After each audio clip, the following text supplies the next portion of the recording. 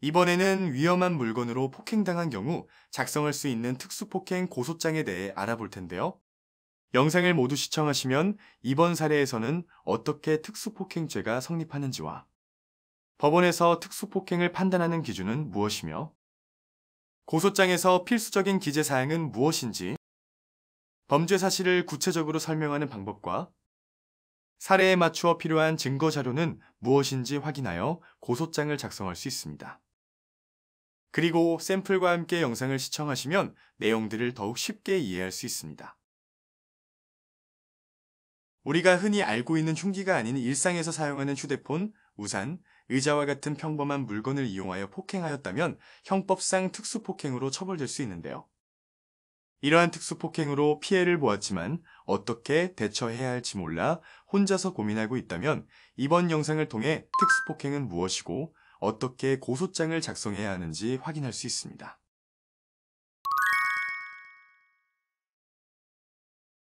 2020년 12월 10일 20대 남성 윤모 씨는 오후 9시경 서울 영등포구 소재의 빌라촌 골목을 운전 중이었는데요. 윤모 씨는 친구에게 부탁받은 물건을 전달해주기 위해 친구의 집을 방문하는 길이었습니다. 좁은 골목길과 빌라를 한참 헤매다 겨우 목적지에 도착한 윤모 씨는 물건만 빨리 전달하고 돌아올 생각에 골목길 한편에 급하게 차를 세워두고 잠시 자리를 비웠는데요. 30분 정도 시간이 흘러 볼일을 마치고 다시 돌아온 윤모 씨는 자신의 차 앞을 서성거리는 한 남성을 발견하게 됩니다. 그 남성은 윤모 씨가 차를 세운 골목길 앞에 자리한 집주인 50대 남성 신모 씨였는데요.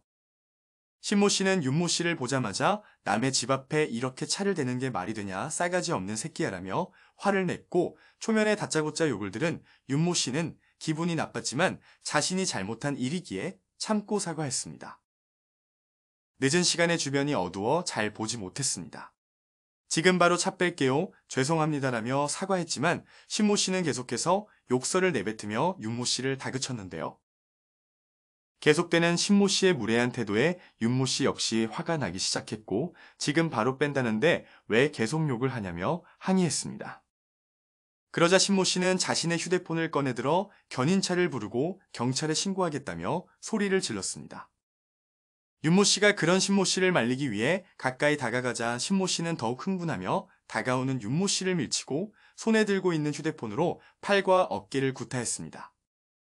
기나긴 실랑이 끝에 겨우 신모 씨를 진정시키고 윤모 씨는 집으로 돌아왔지만 신모 씨의 무차별적인 욕설과 일방적으로 얻어맞은 사실이 억울하다고 느낀 윤모 씨는 신모 씨를 고소하려 합니다.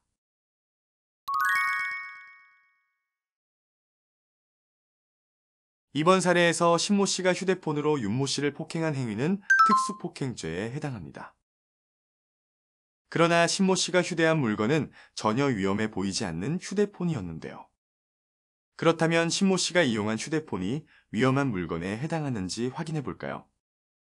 우리 대법원은 위험한 물건에 대해서 사람의 생명, 신체에 해를 가하는 데 사용할 수 있는 일체의 물건이라고 판결하였습니다. 즉 다른 목적으로 만들어진 물건이라도 타인의 신체에 위해를 가하였다면 위험한 물건에 해당하는데요. 그러므로 신모 씨가 위험한 물건인 휴대폰으로 윤모 씨를 폭행한 행위는 특수폭행죄에 해당합니다.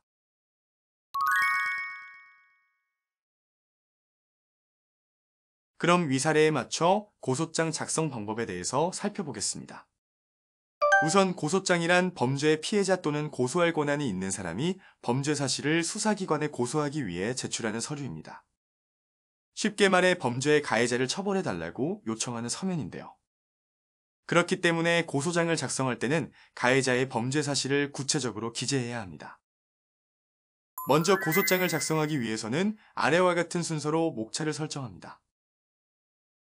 고소인이란 고소를 하는 사람으로 고소인의 신분을 확인할 수 있는 사항을 기재합니다.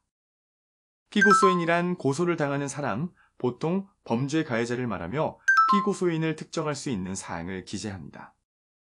이번 사례에서 피고소인은 고소인과 처음 만난 사이이므로 피고소인의 인적사항을 전혀 알 수 없었는데요.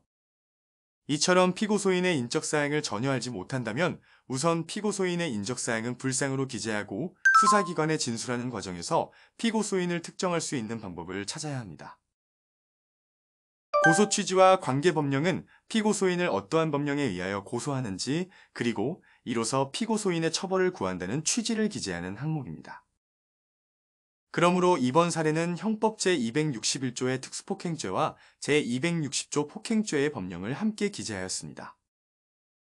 범죄 사실은 본격적으로 사건 발생 경위에 대해서 기재하는 항목입니다. 그리고 피고소인의 범죄 행위를 설명하는 부분이므로 고소장에서 가장 중요한데요. 그래서 범죄 사실을 구체적으로 기재하기 위해서는 소목차를 만들어 정리하는 것이 좋습니다. 다음은 범죄 사실에서 반드시 들어가야 하는 내용의 소목차인데요. 작성한 소목차에 따라 범죄 사실을 어떻게 작성하는지 확인해 보겠습니다. 첫 번째로 고소인과 피고소인의 관계는 사건의 배경을 파악하기 위해 필요한 항목으로 고소인과 피고소인이 서로 어떤 관계인지 기재합니다. 이번 사례에서 고소인과 피고소인은 전혀 일면식이 없던 사이로 범죄 발생지에서 처음 만난 사이이며 피고소인은 고소인을 폭행한 자임을 기재하였습니다. 이 사건의 경위는 어떻게 사건이 발생하게 되었는지, 피고소인이 어떤 범죄 행위를 저질렀는지에 대하여 사건 경위를 구체적으로 작성하는 항목입니다. 이번 사례를 예로 들면 고소인이 범죄 발생지에서 피고소인을 만나게 된 경위, 고소인과 피고소인이 주차 문제로 말다툼을 하게 된 경위, 그리고 피고소인에게 휴대폰으로 고소인을 폭행한 사실을 시간 순서에 맞춰서 기재합니다. 피고소인의 범죄 행위는 위험한 물건을 휴대하여 고소인을 폭행하였으므로 특수폭행죄에 해당함을 설명하는 항목입니다. 피고소인의 범죄 행위를 구체적으로 기재하기 위해 피고소인이 어떤 물건을 휴대하였고 고소인의 어느 신체 부위를 폭행하였는지 기재하는데요. 그러므로 피고소인은 휴대폰을 이용하여 고소인의 좌측 팔과 어깨를 2회 폭행하였으므로 특수폭행죄에 해당함을 설명하였습니다.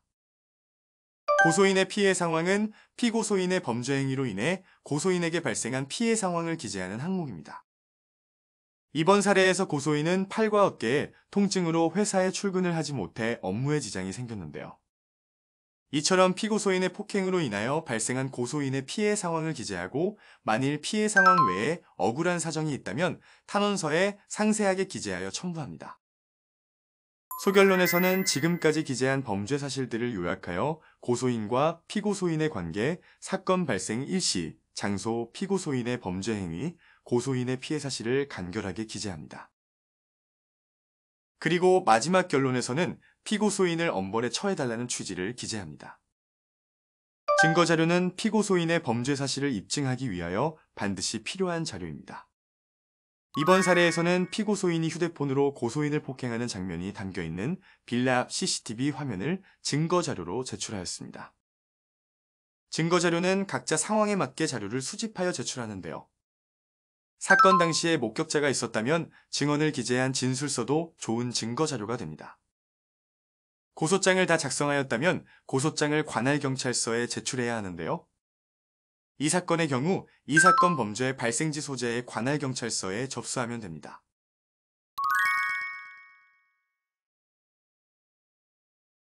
이번 영상에서는 특수폭행죄에 대한 고소장 작성 방법을 알아보았는데요. 특수폭행죄 고소장을 작성할 때는 위험한 물건을 휴대하여 폭행한 사실을 상세하게 기재하는 것이 핵심입니다.